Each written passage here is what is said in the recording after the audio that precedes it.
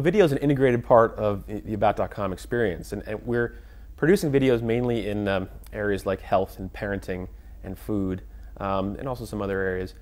But they really are integrated with the guide site, and it's not meant to be a sort of standalone destination.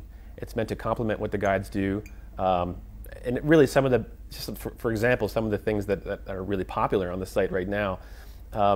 In health, you'll find video on what to expect when you quit smoking, breastfeeding tips, and parenting, it's what to expect from an ultrasound, how to swaddle a baby.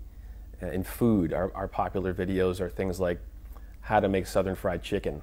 We have about 2,000 videos now on About.com, and the lion's share of those are provided by subject area experts who are also comfortable working in video. About 75% of our videos are original. So that means about 25% are provided by partners such as Blausen for medical animations. We also work with a company called TurnHere for videos on neighborhood and cities and towns destinations across the U.S. Well, I can't share specific revenue numbers, but I can tell you that video is an important part of About.com strategy. We sell video as part of an integrated sponsorship package, which includes display ad placement, pre-roll ad inventory, and custom features.